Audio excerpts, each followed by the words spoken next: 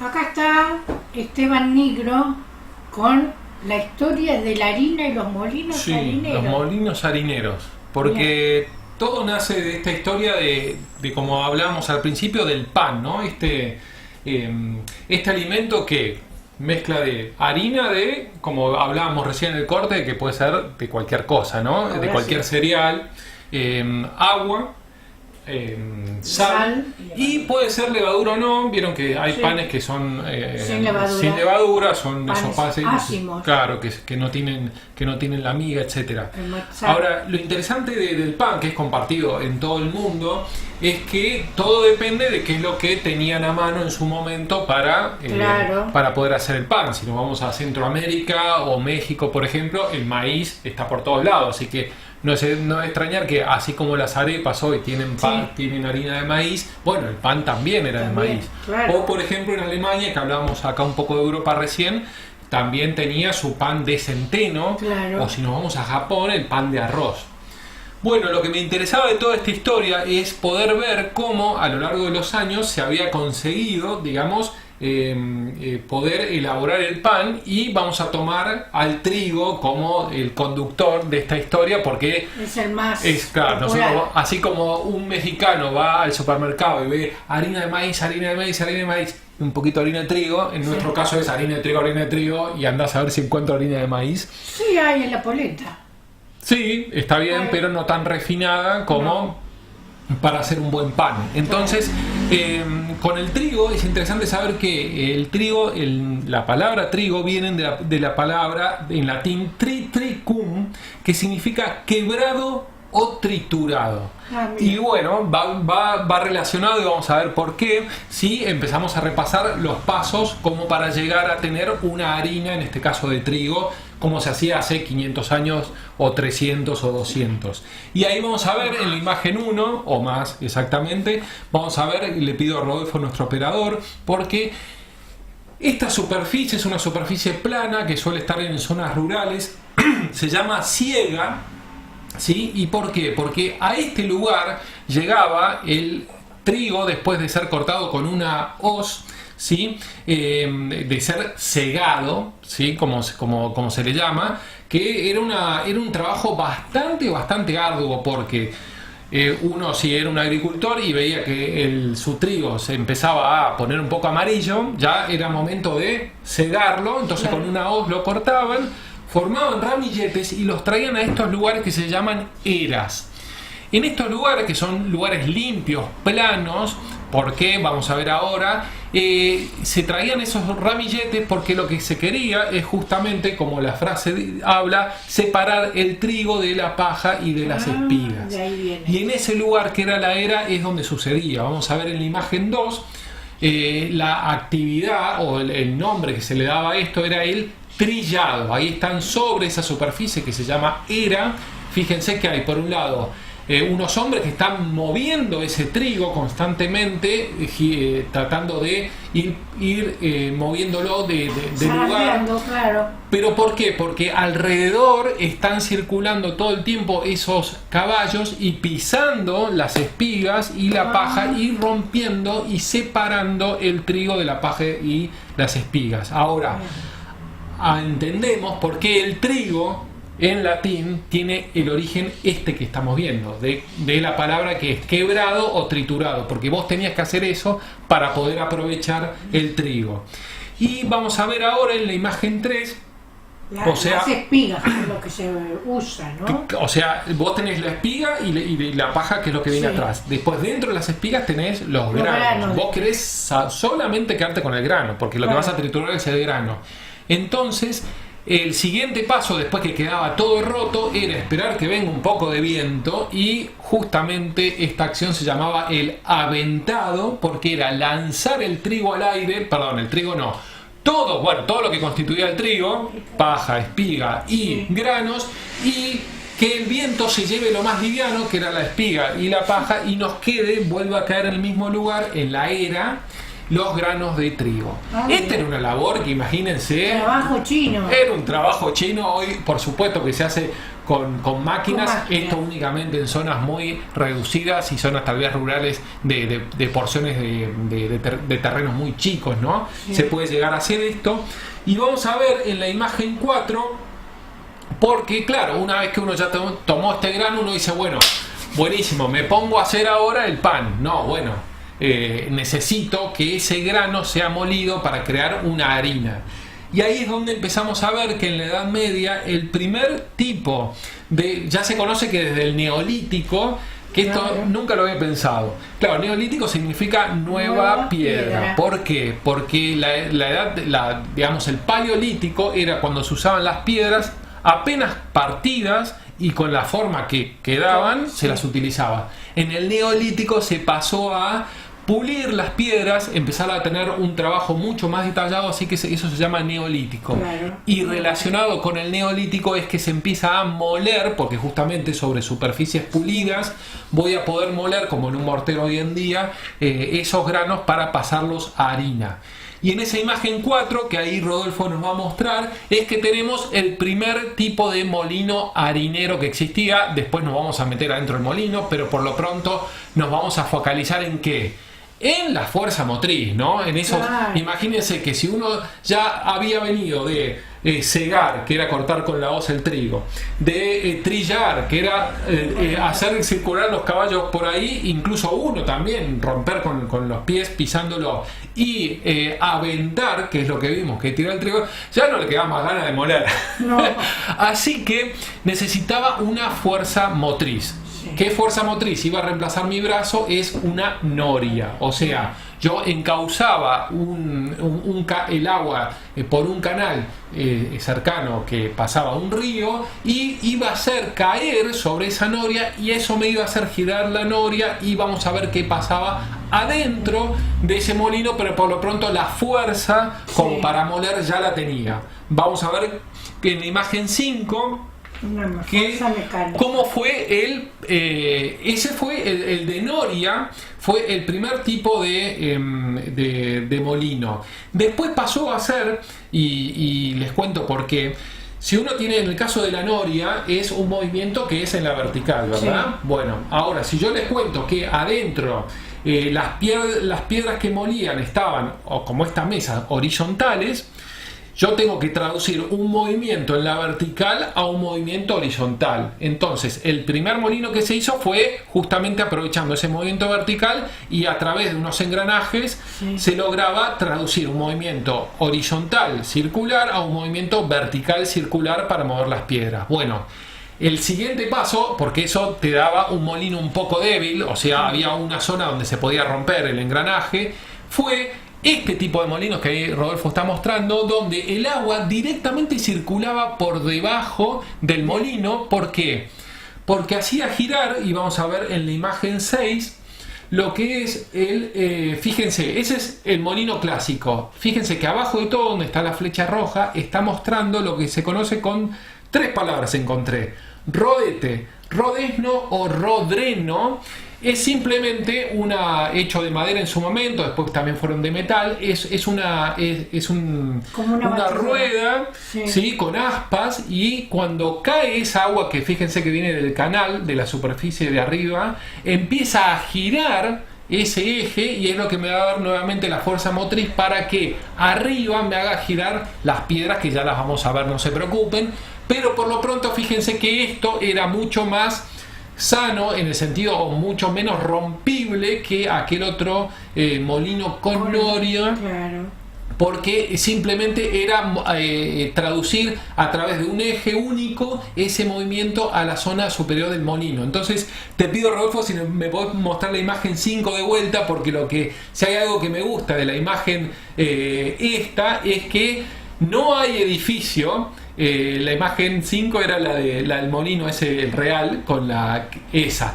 No hay edificio o sea, uno va, no sé, visita algún lugar de la Argentina o algún lugar de, no sé, de Europa y ve esto, es inconfundible. Claro. Ese edificio con agua saliéndole por el medio, Sí. uno dice, jamás haría una casa ahí porque se me humedecen los cimientos. Bueno, Claro. obviamente esto delata que ahí adentro hay un molino. Claro, ¿Sí? claro. Vamos a pasar a la imagen 7. Ahí vamos a ver un detalle mejor de lo que decíamos que se llama rodete, rodesno o rodreno, que es esa que se ve con la flecha roja, Sí. pero ese es uno real. Fíjense que está hecho de hierro y ahí está el eje que le va a traducir en el primer piso al molino esa fuerza motriz. Para que mueva las piedras del molino. Exactamente, que es lo que vamos a ver ahora en la imagen 8, porque en la imagen 8 lo que se ve es de vuelta esta imagen, pero ahora con la flecha azul. Lo que tenemos son dos grandes piedras circulares. La de abajo se suele llamar bajera o solera. Esa estaba fija, o sea, como si estuviera sobre la mesa fija. Y la que estaba arriba, que también era circular, que se llama ventolera, esa giraba, ¿sí? Esa era la que iba a moler, la que iba a girar libremente. Entonces, si la de abajo es fija y la de arriba gira, el rodesno, que es el que está pasando el movimiento de abajo de la acequia arriba, la que iba a mover es justamente la que está arriba. ¿Y el ¿sí? trigo dónde lo ponían? El trigo se ponía justamente en ese cubo que tiene ahí arriba, que tiene forma de embudo, y iba cayendo lento a través de un agujero. Estas piedras tenían un agujero. Había piedras que se traían de Francia, que había buenas canteras, pero también había piedras locales que se podían usar.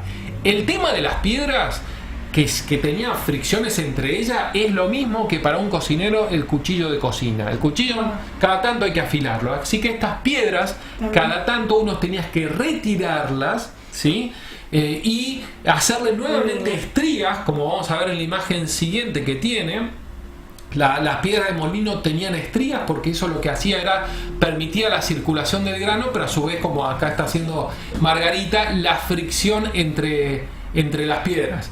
Ahí en la imagen esa, ahí está. Fíjense que tenían forma helicoidal porque el grano caía por el medio. Por supuesto, acá estamos viendo una que está retirada del molino, pero da para ver que caían por el medio y como con esa fuerza centrífuga de que iba girando de a poquito, los granos al principio se trituraban todos y de a poquito se iban poniendo cada vez más finos y terminaban saliendo por los bordes por la fuerza centrífuga. Si tienen tiempo, pónganse en YouTube algún molino harinero, España, acá hay uno en Hachal, otro en Trevelín. En Trevelín, del amigo. Fíjense esas Mervyn imágenes Evans. porque para mí cuando sale del molino esos granos que entran y hecho harina, uno dice, esto era para el momento fue una revolución, porque imagínense que todo antes se molía a mano o con un animal que te hacía girar esta piedra. Ahora, una de las cosas que yo siempre me llamó la atención de estos molinos era, y ahí vamos a ver, Y ahí ya salía la harina. la harina lista. Vos le podías decir al molinero, que era el que tenía la profesión, era que le podías pedir qué graduación querías para tu harina. Si era para animales, podía ser más gruesa. Idealmente, si era para vos, querías que fuera muy fina. Entonces, en la imagen 10 vamos a ver algo que a mí siempre me llamó la atención, que es decir, bueno, ¿cómo saco el estado de quietud de esa piedra para que empiece a girar? Porque imagínense, tengo una semejante piedra encima de otra. Para hacerla girar, no sé si me da la fuerza con agua para tirarle a ese rodete ahí abajo para que empezara a girarla. Y encontré la respuesta en esto. Fíjense, esa flecha rosa lo que está mostrando es que debajo de esa rueda que dijimos que se llama rodete, rodesno, etcétera, hay un eje, ¿sí? una viga que puede levantarse o bajarse, ¿sí? En la vertical a ese rodesno, y eso lo que va a hacer es que la piedra que estaba arriba de la piedra de abajo también suba y baja. Entonces, cuando yo lo quiero hacer funcionar, simplemente la separo la piedra de abajo de la de arriba. Perdón, la de arriba de la de abajo, subiendo, ahí ven que tiene un cablecito arriba que con un tornillo se subía. libero ese contacto entre las dos, abro el agua para que circule y ahí empieza a circular la piedra sin tener ningún rozamiento, y ahí sí de a poquito la voy bajando, y la luz que tenga entre la piedra superior y la inferior es la que me va a dar la granulometría que yo quiero. ¿Sí? En la imagen siguiente vamos a ver cómo se medía esto, porque esto me pareció interesantísimo. El molinero no era un personaje muy querido por la gente. Por un lado estaba el dueño del molino, que no necesariamente era el molinero, porque había que tener mucho dinero para tener... estaba el oficio del molinero, a veces el molinero era el dueño del molino, pero sí se necesitaba, los grandes molinos, había monasterios que tenían molinos, había condes que tenían molinos, no era para cualquiera. Entonces el molinero, la forma de cobrarte era la siguiente. Eso que estamos viendo ahí son unas cubas que se llaman fanegas. Estas fanegas se medían en volumen. Como podemos ver ahí, las cubas son todas iguales y traducido a hoy en litros serían más o menos 55 litros lo que cabía ahí de grano. Claro que si uno traía trigo, muy cebada... antiguo esa medida, porque creo que en la Biblia está... Muy bien, mira, ahí trajiste conocimiento. Bueno, en la Edad Media, cuando no existía el sistema métrico, se usaba la fanega para medir, y por supuesto, dependiendo del grano, no era que te podía decir, bueno, la fanega pesa tanto, no, porque el grano de trigo o el grano de cebada, o depende de lo que pese, ocupaba un volumen distinto ahí. Entonces, el molinero lo que hacía para cobrarte a vos, no te cobraba por peso, sino por volumen. Y para cobrarte por volumen, te cobraba lo que se llamaba la maquila. La maquila era un cajoncito chiquitito, que era una proporción de ese cajón grande, donde él retiraba y se quedaba, era su paga. O sea, vos le llevabas toda esa... por cada fanega vos llevas muchos sacos de grano, lo que quieras. Por cada fanega que se llenaba, el molinero retiraba una maquila que le quedaba para él, por supuesto, para vendérsela a alguien o para alimentar a sus animales, etcétera. Ahora, fíjense que en esa imagen que mostramos recién de la fanega, perdón. El peaje. El peaje, sí, el diezmo o lo que sea. Fíjense que tiene una maderita ahí arriba en el sector superior derecho la imagen, porque con esa era lo que se hacía para poner al ras, ¿sí? Era para calcular que el volumen era exacto, la fanega, ni un poco más ni un poco menos, que ahí está la palabra, de ahí sale la palabra colmo. Recordemos que colmado, cuando hoy que hablamos de cocina, una cuchara colmada no es una cuchara al ras, es una cuchara con un montoncito. Bueno, para que no quede la fanega colmada y el molinero tal vez pudiera ser avivado, o digamos que tuviera menos, se utilizaba esa maderita para pasar a la fanega al ras, y que no hubiera dudas de que ese era el volumen que había pasado por el molino.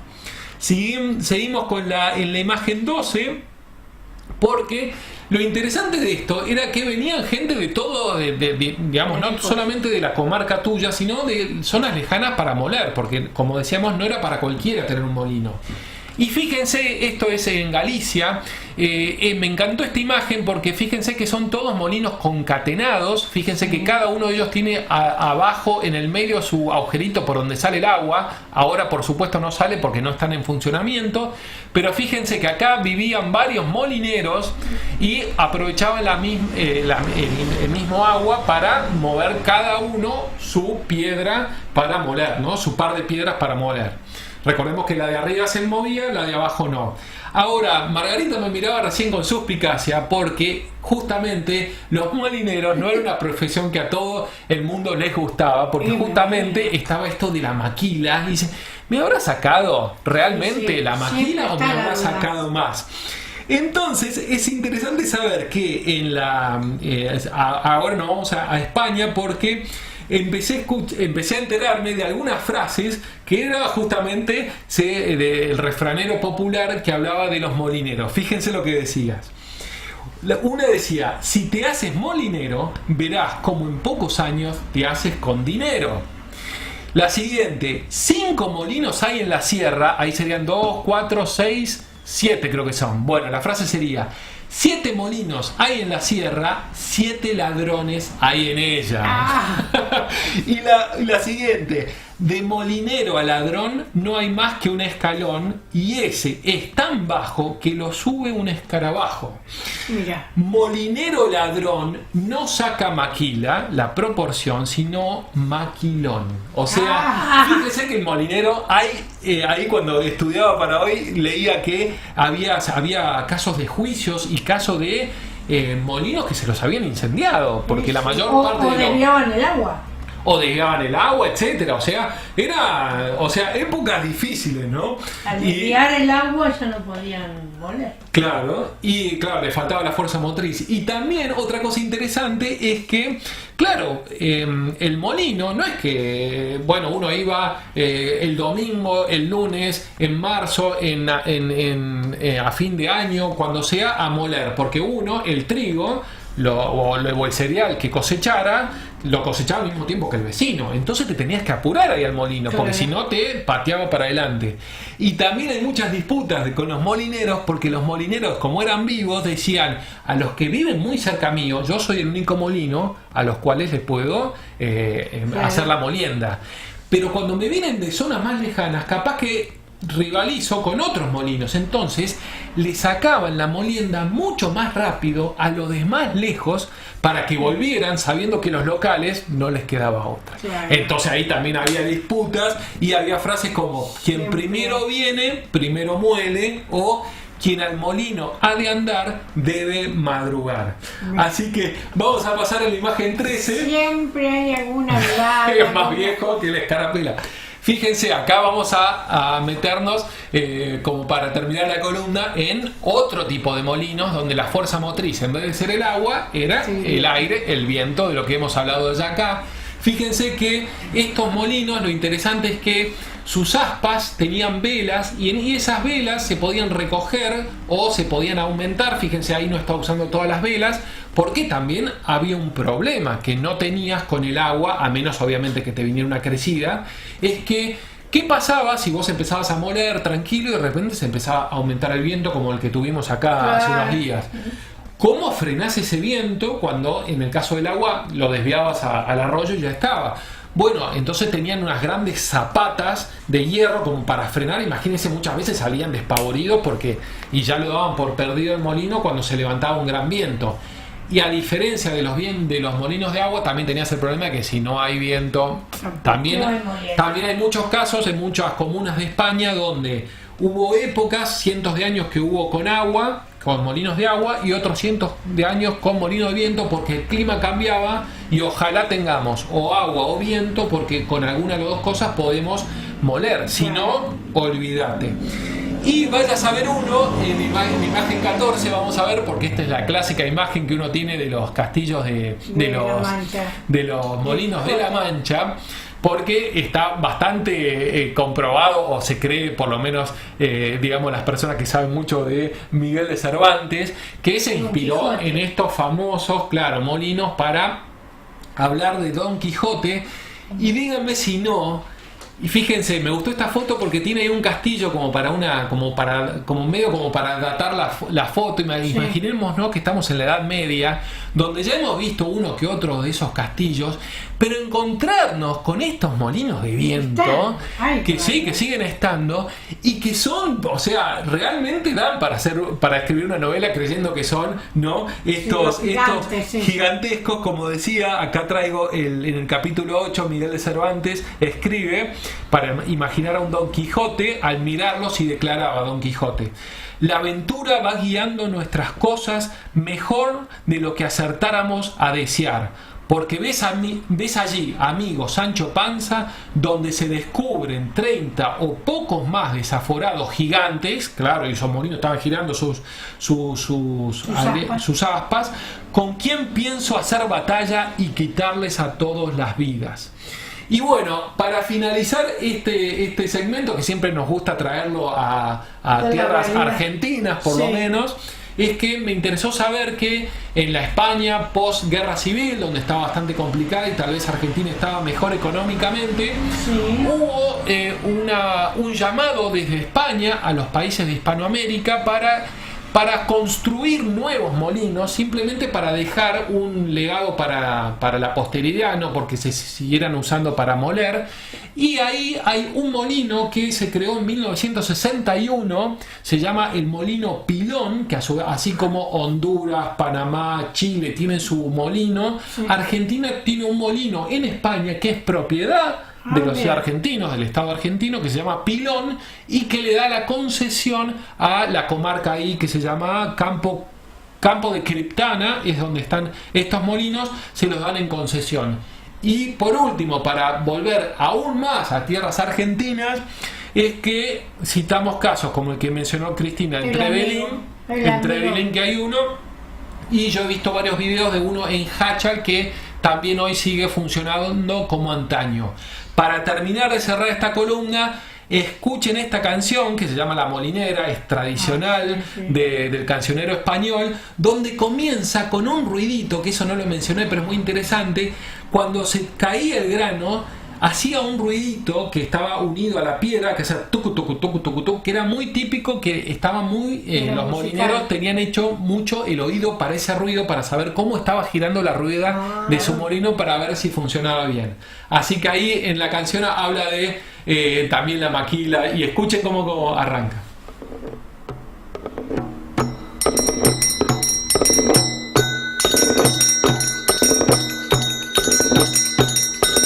Vengo de Morena, de los molinos de arriba. Vengo de moler morena, de los molinos de arriba. Duermo con la molinera, olé, olé, olé.